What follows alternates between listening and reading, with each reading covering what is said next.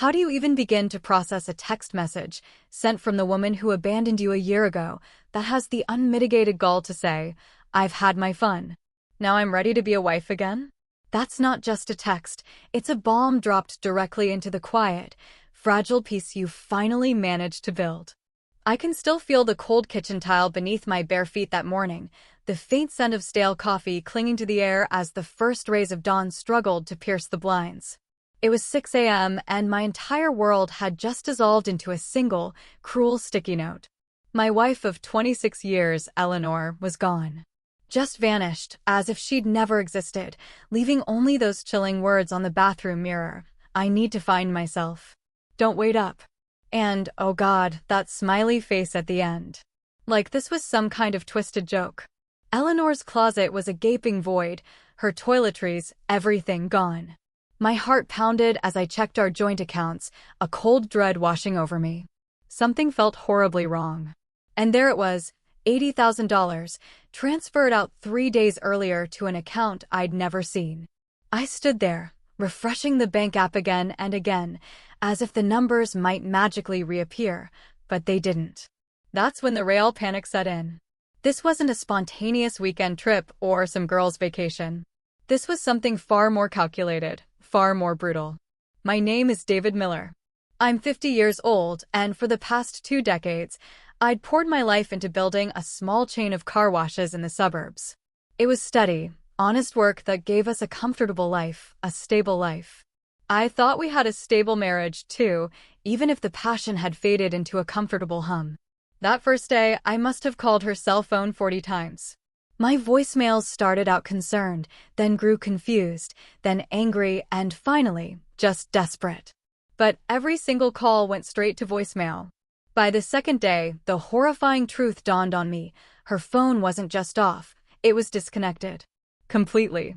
I drove to her office downtown, a place I rarely visited, walking past security with a forced confidence I didn't feel.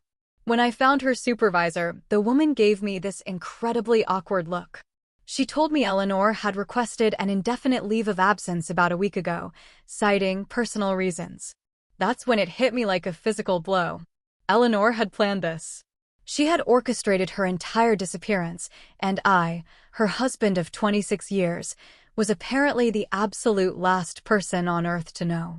Our kids, Kevin, 27 and working in finance, and Sarah, 25 and teaching elementary school, both refused to look me in the eye when I called them. When I pressed Kevin, trying to understand, he snapped at me. "Just give Mom some space, Dad. You're making this worse."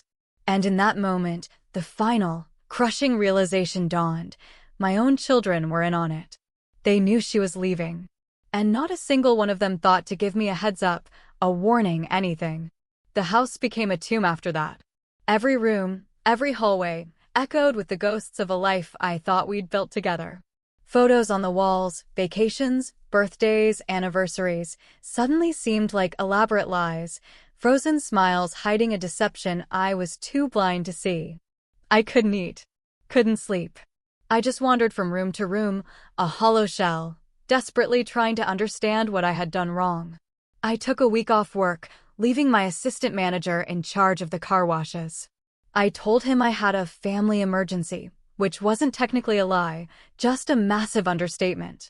I spent most of that time glued to the couch, staring into space, my brain on a relentless loop, replaying the previous months, searching for any sign I'd missed. Was she unhappy? Was there someone else? Did I work too much? Was I a bad husband? The questions spun endlessly with no answers, no relief. The worst part, truly, was the silence. Because at least if she'd yelled at me, or told me she hated me, I'd have had something to work with, something to fight against. But this vanishing act left me with absolutely nothing but a gaping hole. My business partners called, genuinely concerned. I'd always been the reliable one, the first to arrive, the last to leave. I had to tell them I had no idea when I'd be back to normal, because honestly, I didn't know if there was a normal to get back to. It was around week 3 when I first really noticed my new neighbor, Chloe Davis. She'd moved in 2 doors down about a month before everything fell apart. I'd seen her a few times, coming home from night shifts at the hospital, still in her scrubs, looking utterly exhausted. We'd exchanged polite waves, the kind of meaningless neighborly interactions.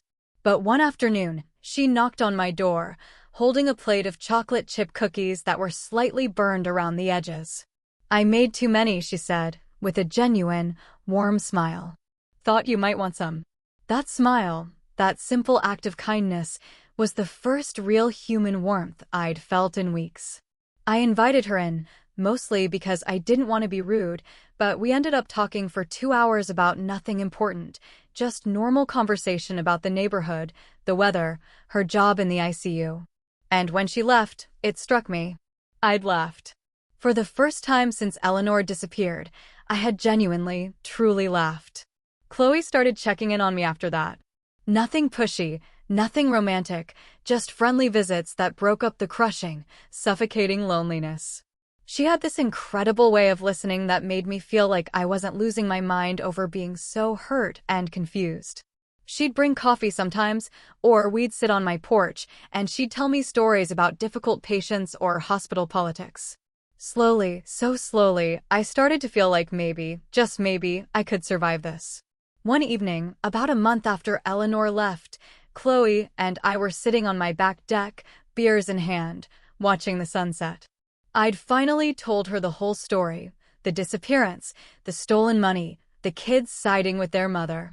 She got quiet for a minute, the silence stretching, before she looked at me, her gaze steady, and said, "I need to tell you something." My stomach plummeted.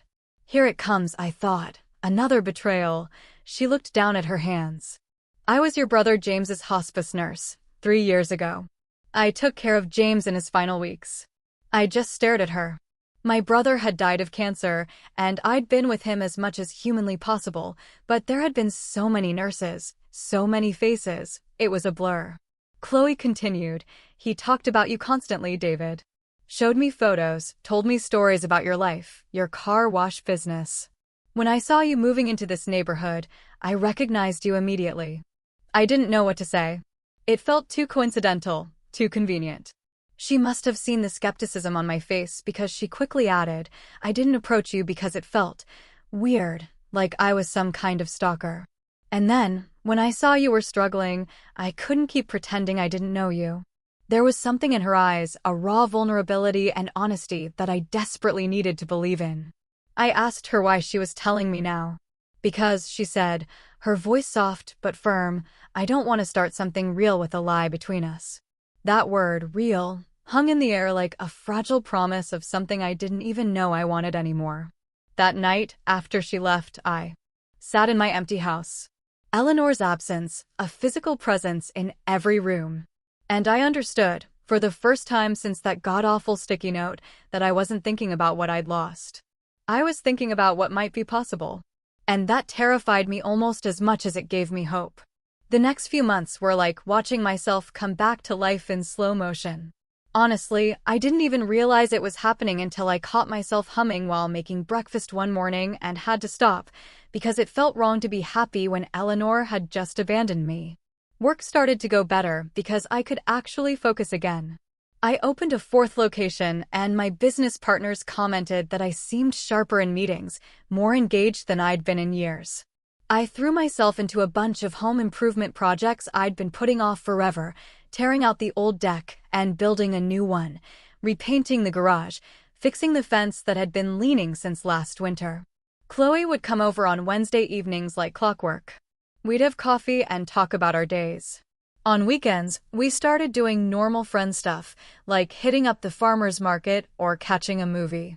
Nothing that felt like dating, but something comfortable and easy in a way my marriage never was. She never pushed for more or asked intrusive questions about Eleanor. Looking back, that patience was exactly what I needed because I was still processing 26 years of apparently living a lie. It was a Saturday in late spring, about 5 months after Eleanor left, when things shifted between us. We'd spent the afternoon planting tomatoes and peppers in my backyard garden. Afterward, we were sitting on the porch, drinking beer, dirt still under our fingernails. She told me about her divorce 5 years earlier, how her ex-husband had cheated with someone from his gym, and how she'd spent 2 years thinking she'd never trust anyone again. I opened up about how hollow my marriage had felt toward the end, how Eleanor and I had basically been roommates for the last decade, just going through the motions, having the same boring conversations about bills and schedules, but never really connecting about anything that mattered. Chloe reached over and squeezed my hand. "You deserved better than that," she said. Something in my chest cracked open. Nobody had said that to me, not my kids, not my friends. Nobody had validated that I had a right to feel betrayed and hurt. We kissed that night for the first time. Soft and tentative, like teenagers. When she pulled back, she had tears in her eyes and whispered, "I wasn't looking for this." I said, "Me neither." But it seemed right, in a way nothing had in years. We started actually dating after that. Real dates, where I'd pick her up even though she lived 2 doors down, and we'd go to nice restaurants or drive out to the coast for the day. I felt like I was discovering what it meant to be with someone who actually wanted to be with me. She'd leave little notes in my truck, stupid, sweet things like, "Hope your meeting goes well," with smiley faces, and she'd text me random thoughts during her shifts. It was all so simple, so genuine, that I couldn't believe I'd spent decades with someone who never did any of that. My kids noticed, obviously. Kevin called one day, around the 7-month mark. "So, I heard you're seeing someone," he said, his tone accusatory. I asked him how he'd heard that, and he went silent before admitting, "Mom's been keeping tabs on you." Which was incredibly rich, considering Eleanor had been gone for 7 months, without a single direct word to me. I told Kevin that what I did with my life was no longer any of his mother's business. He got defensive, said I was being cruel and moving on too fast. I had to bite my tongue to keep from screaming that his mother had moved on long before she even left. Sarah was slightly better about it when she called a few days later. She at least asked if I was happy, but even she had this edge in her voice, like I was somehow betraying the family by not sitting around, pining for a woman who'd stolen our savings and ghosted her entire life. The real bomb dropped on a Tuesday evening in early September, almost 9 months after Eleanor left. Chloe and I were making dinner together in my kitchen. She was chopping vegetables while I worked on the grill outside. She suddenly got really quiet before calling me back inside. She was standing there, hands shaking, holding a pregnancy test with 2 stark pink lines. "I'm so sorry," she whispered, her voice barely audible. "I know this is complicated. I know we've only been together a few months." I just pulled her into a hug. Complicated or not, this felt like the universe giving me a second chance at something I'd completely screwed up the first time around. My kids had been accidents, children I loved, but I never truly appreciated them the way I should have. I'd been too young, too focused on building the business. But now, at 50, I was financially stable, emotionally present, and genuinely excited in a way I don't think I was even capable of back then. We spent the next few months planning. Chloe gradually moved more of her stuff into my place, which was bigger and had a yard. I started converting my home office into a nursery, painting the walls a soft yellow, assembling a crib while imagining what it would be like to raise a child with someone who actually wanted to build a life with me. I told my business partners about the pregnancy, and they were genuinely happy for me. They said they'd noticed how much lighter I seemed lately. And it hit me. I'd been carrying around this crushing weight of an unhappy marriage for so long that I'd forgotten what it felt like to just breathe.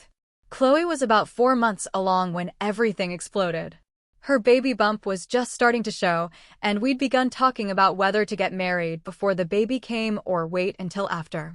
Life felt almost surreal, perfect in a way that should have warned me something was about to go horribly wrong. My phone buzzed at 11 p.m. on a Thursday night. It was a text from Eleanor's number, which I hadn't seen active in almost a year. The message, "I've had my fun. Now I'm ready to be a wife again." I stared at it like it was written in a foreign language. The sheer audacity of that sentence was genuinely incomprehensible. More texts came rapid fire after that. "I made a mistake. The kids want us back together. This is all up to you now." And then, the kicker, "I'm coming home tomorrow." Like she was announcing a casual visit, not attempting to walk back into a life she'd utterly blown up nearly 12 months ago. I showed Chloe the messages. She went pale, her eyes wide. "What are you going to do?" she asked, her voice barely a whisper. I told her I was calling my lawyer first thing in the morning because whatever Eleanor thought was going to happen, she was dead wrong. My lawyer, Diane, a sharp woman who'd handled my brother James's estate and some business contracts, met with me the next morning. She looked over everything, the bank records showing the $80,000 withdrawal, the precise timeline of Eleanor's disappearance, the complete lack of communication for almost a year.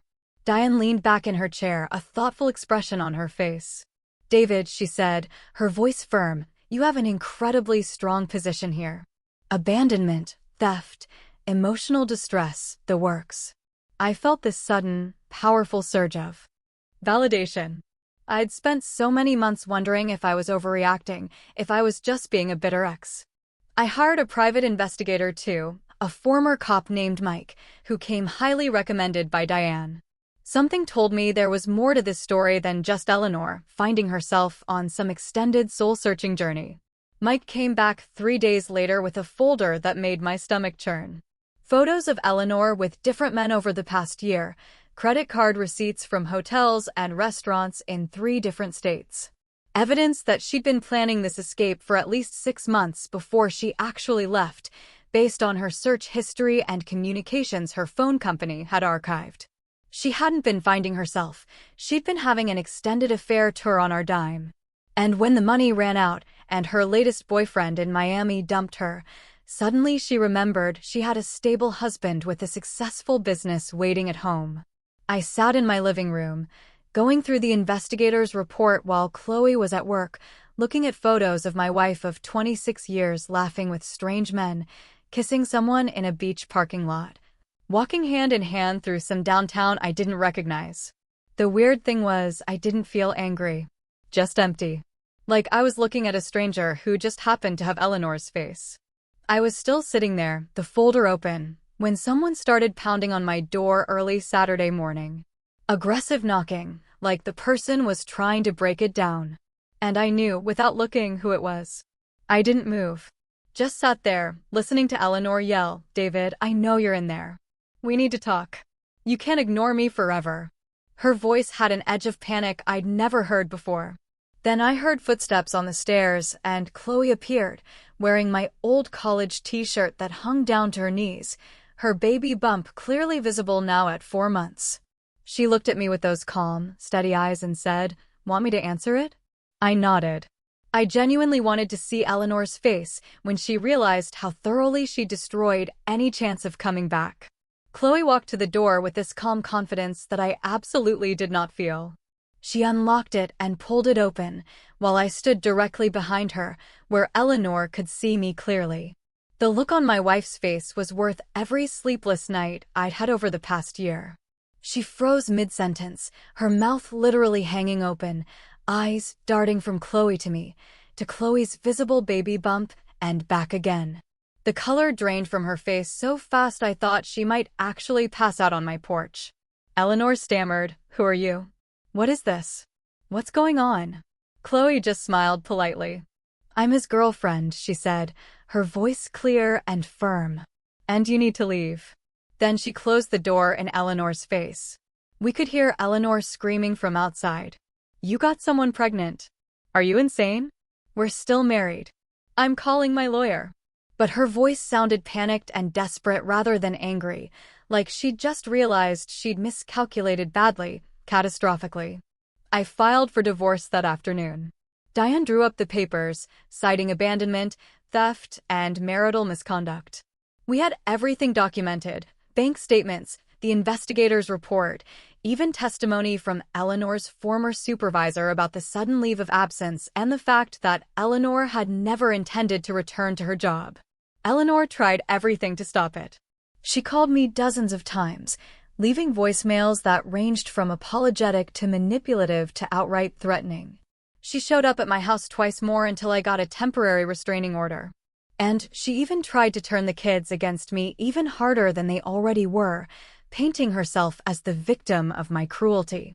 Kevin came over with his wife, Jessica, one evening about 2 weeks later. He barged in without knocking, which was his first mistake, and immediately started yelling, "How could you do this to Mom? How could you humiliate her like this? She came back, and you embarrassed her with some pregnant side piece." That's when I lost it. I told him to sit down and shut up, which shocked him because I'd never spoken to him like that in my entire life. And then I laid out everything: the $80,000 stolen from our joint accounts, the year of complete abandonment, the multiple affairs Eleanor had while she was supposedly finding herself. All of it, backed up with documentation I'd kept in a folder specifically for this conversation. Kevin's face went red, and he tried to argue. She was confused. She made mistakes. "You're supposed to forgive, Dad. That's what marriage means." I looked him dead in the eye and asked, point blank, if he and Sarah had been sending their mother money while she was gone. The way he wouldn't meet my eyes told me everything. Jessica, who'd been quiet this whole time, standing by the door with her arms crossed, suddenly spoke up. "Wait, you sent her money? You told me that money was for your student loans." Kevin tried to backtrack, but she wasn't having it. She grabbed her purse and walked out, and Kevin followed her, still trying to explain. I haven't heard from him since, except through lawyers when the divorce proceedings started getting serious. Sarah was different, though. She came over alone a week later and just sat on my couch, crying. She told me something that honestly broke whatever tiny piece of my heart still cared about Eleanor. "Dad," she choked out, tears streaming, "Mom used to laugh about you when we'd talk on the phone. She'd say things like, 'Stability looks real good when you're broke and used up.'" And then she admitted that Eleanor had told them she was coming back because her boyfriend in Miami dumped her, and she'd run through most of the money we two had saved. Hearing that Eleanor had been openly mocking me to our children while planning her grand return was somehow worse than the cheating or the theft. It was the deliberate cruelty of it that cut so deep. Sarah apologized for taking her mother's side. She said she'd been manipulated and guilt-tripped into believing I was the problem, that Eleanor had painted this whole picture of me as an emotionally distant workaholic who drove her away. She asked if she could be part of Lily May's life because she wanted to do better this time, wanted to be the kind of sister and daughter who showed up for people. The court date was brutal, in the way I needed it to be. Eleanor showed up with a lawyer who clearly hadn't been briefed on how bad her case actually was. They tried to argue that I'd abandoned her emotionally for years, and that's why she left. That the money she took was rightfully hers as a spouse.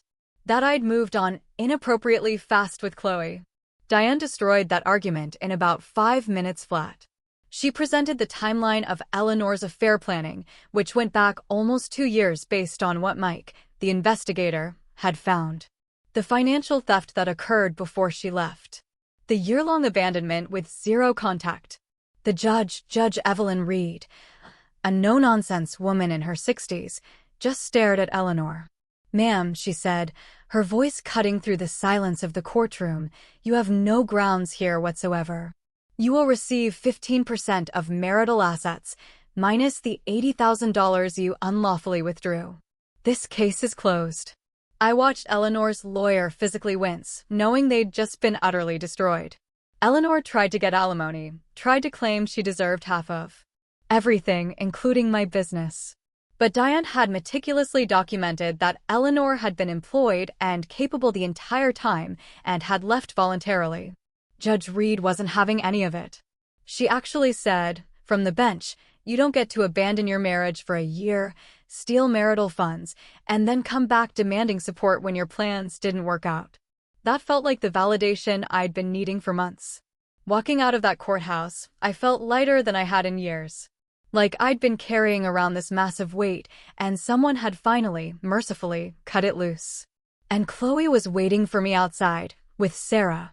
Seeing them together, my daughter and the woman who'd saved me without even trying, that's when I finally believed this new life was real. I updated my will immediately after the divorce finalized. Left everything to Chloe and Lily May, with a generous trust fund set up for Sarah because she'd chosen to see the truth and rebuild our relationship. And Kevin? He got nothing. Because, as Diane succinctly put it, you're under no obligation to reward betrayal just because someone shares your DNA. Lily May was born on a cold morning in February. Tiny and perfect, with Chloe's eyes and dark hair, and apparently my stubbornness, according to the nurses. Holding her, I felt something I'd never experienced with Kevin or Sarah. This pure, uncomplicated joy that wasn't mixed with resentment or obligation or fear. Chloe was an incredible mother right from the start. Patient and calm, even when Lily May screamed for hours with colic. Watching her sing lullabies at 3 o'clock in the morning while I made bottles, I finally understood what partnership actually looked like. Two people choosing each other every single day, working together instead of just existing in the same house. We got married when Lily May was 3 months old. A small ceremony in my backyard, with Sarah as Chloe's maid of honor, my business partners, and some friends from the neighborhood. Nothing fancy, but it was more genuine than my wedding to Eleanor ever was. And when I said my vows, I meant every single word. We ran into Eleanor exactly once, at a grocery store, about 6 months after Lily May was born. She looked rough, tired, older than her 50 years, pushing a cart filled with budget brands and generic products. She saw us, saw Lily May and the carrier strapped to my chest, and something crumbled in her expression.